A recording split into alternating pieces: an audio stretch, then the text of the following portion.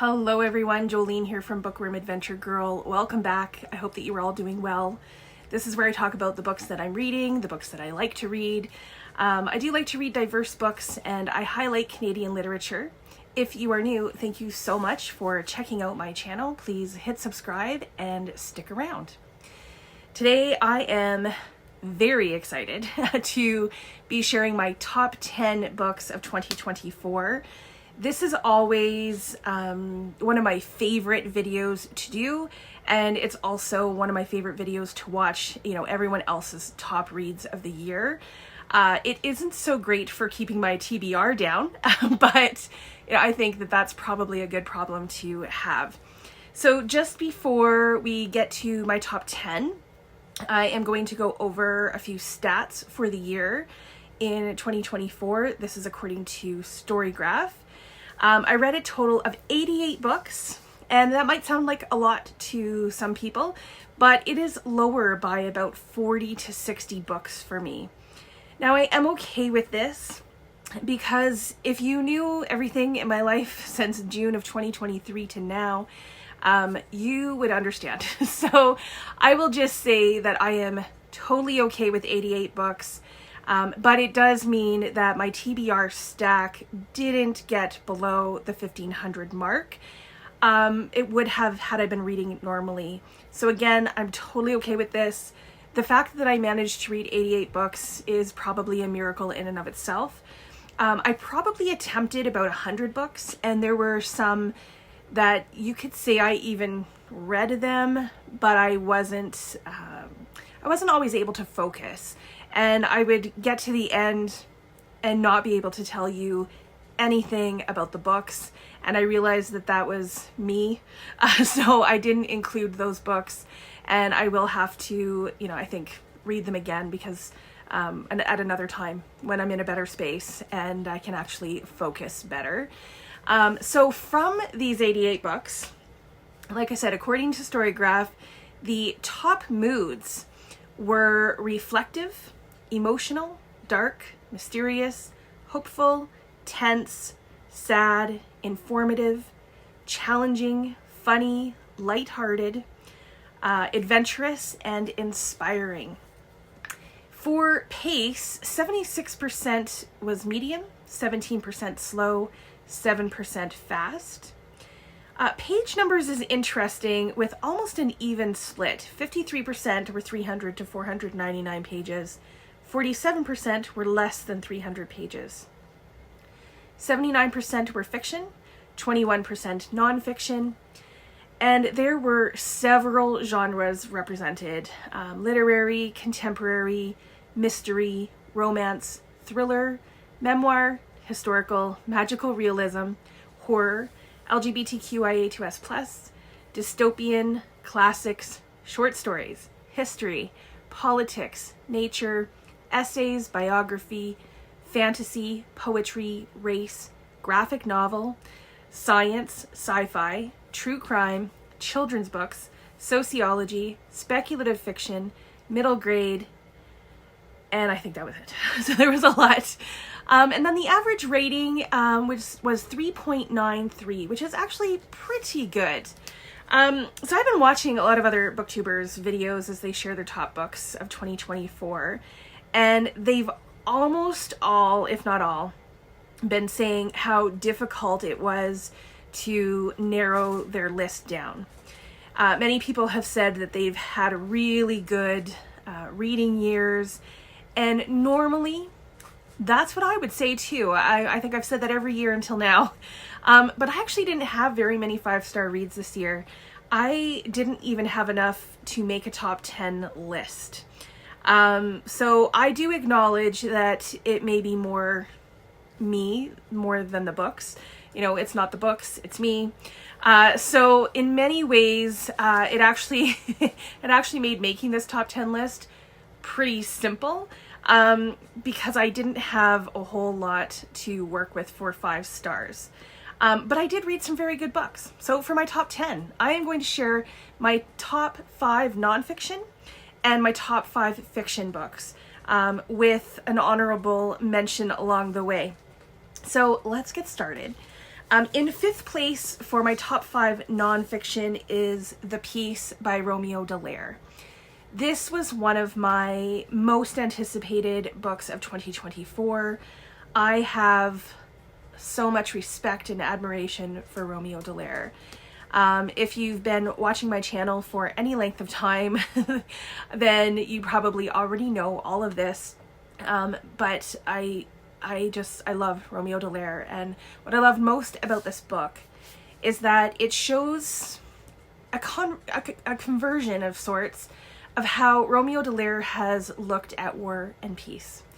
I talk about him with my students in my peace building class, and in my opinion, he has always been a peace builder, but his vision, his tactics, and his understanding of peace has shifted. And I think reading his work in publication order, you can see this as well. So yeah, the Romeo Dallaire, I think, who wrote this book is in some ways a very different person than the man who wrote Shake Hands with the Devil, which is also a fantastic read. So this is number 5.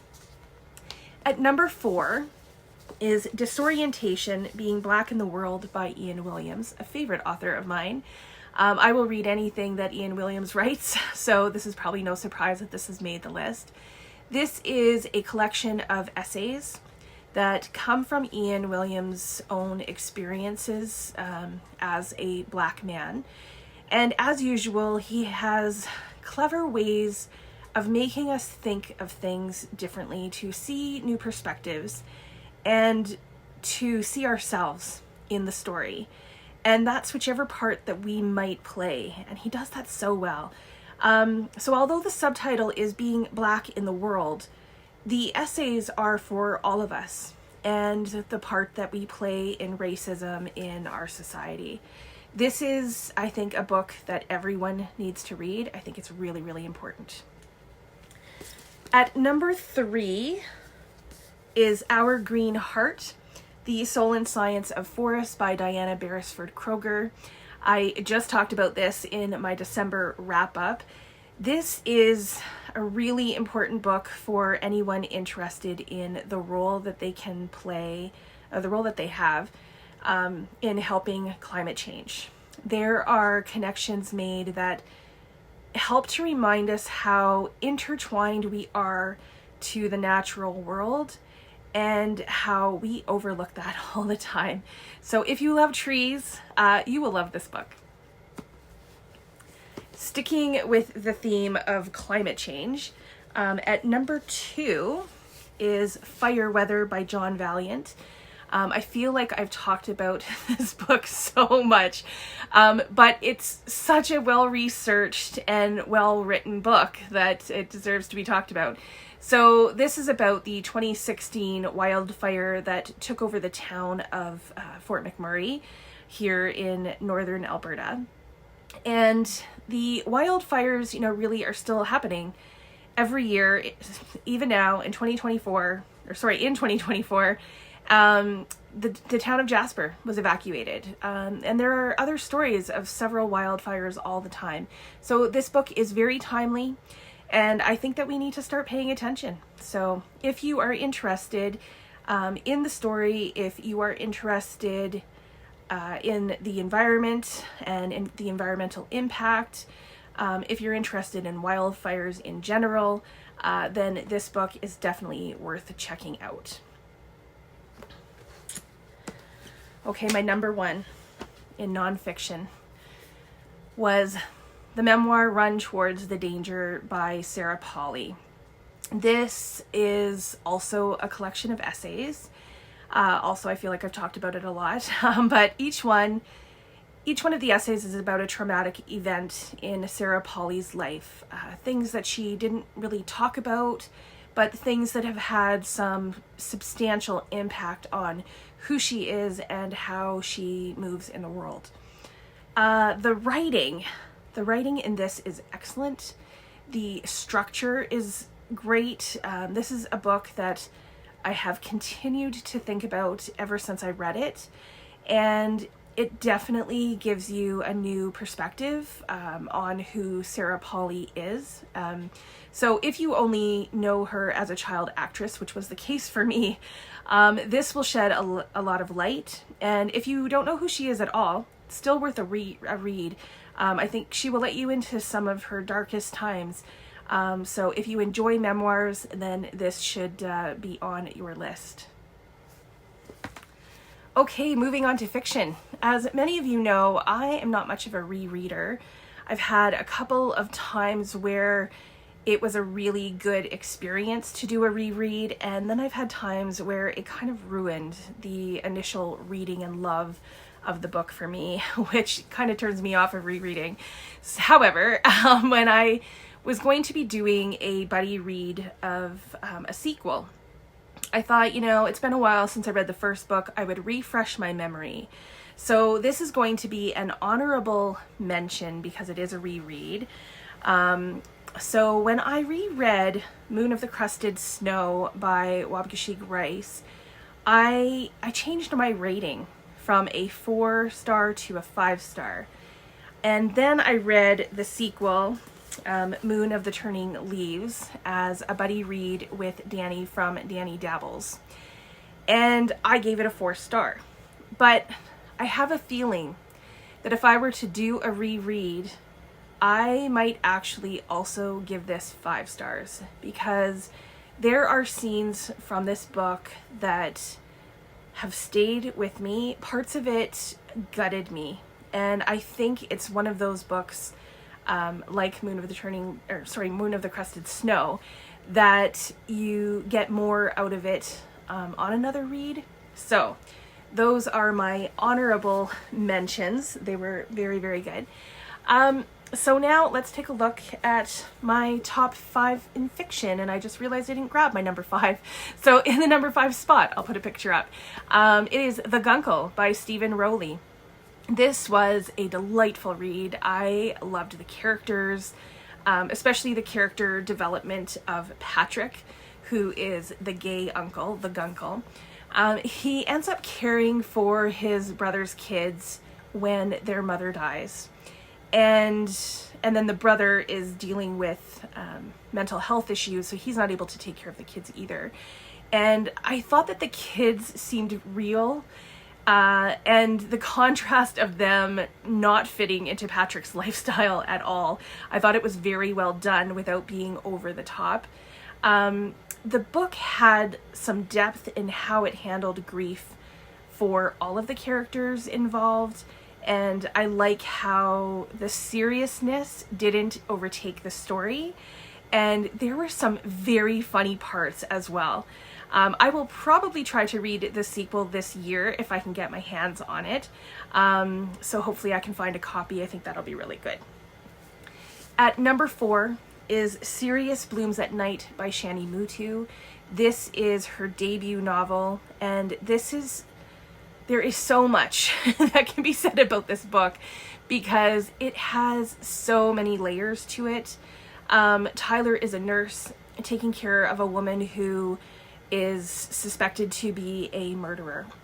The setup for the story is very interesting. Some of the choices that Shani Mootoo makes are clever, and this book goes deep. You either really like the characters or you really don't, and yet at the same time the story kind of plays with your emotions, and I think it kind of has to in order to really understand what the main character has gone through. So the book starts off kind of slow, but there are connections made from the present to the past, and it's totally worth it in the end. So, take your time with it if you choose to read it. It's a really tragic story, but it's also a story of redemption, and I love a redemptive story. Number 3 is a collection of short stories that I talked about in my December wrap-up, and this is Death by a Thousand Cuts by Shashi Bhat. This is a collection of 9 short stories, all with women as the main characters, and it looks at basically their dating lives, their relationships, and the societal expectations that are placed on women. The writing is excellent. It doesn't happen very often for me that I would put a short story collection in my top books. But this is one that, when I finished, I thought that this was very good, and it's definitely somebody that I want to keep an eye on too. In the second spot for fiction is The Blue Castle by Lucy Maud Montgomery. I read this because of the Battle of the Booktubers, which was so much fun. That event was so great. And I'm so glad I got to read this. It was recommended to me by Krista from Books and Jams.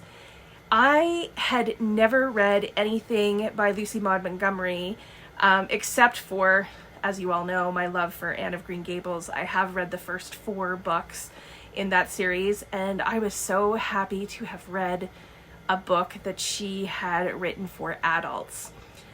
It was a pleasant surprise at how much I loved it, and perhaps it's a bit of nostalgia, but this was just a feel-good read. The main character is not treated well by her family, like at all, because they see her as a disappointment, because she hasn't married yet. And she's in her 20s, I forget how old she is, but she's considered an old spinster, and she likes to read, my goodness.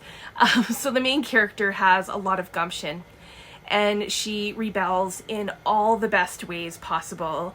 And I found myself smiling a lot while reading this and just really enjoying it. And because of this, I do hope to read more of Lucy Maud Montgomery's work, especially some more books for adults from her. Finally, my number 1 fiction read of 2024 is The Collected Regrets of Clover by Mikki Brammer. So I think this is the book that I have recommended the most in 2024, and it's one that has also stayed with me. Clover is the main character. I love her. She's a death doula, and she keeps track of the regrets that her clients share with her as they are dying. And of course, this is so much more than just that.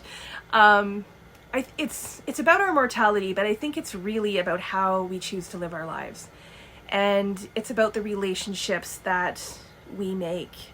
And I enjoyed the characters, the writing, the story, and this was just a really enjoyable read. And this was also a debut novel, so I am very excited to see what Mikki Brammer writes next, because I will definitely be checking that out and be reading whatever she writes.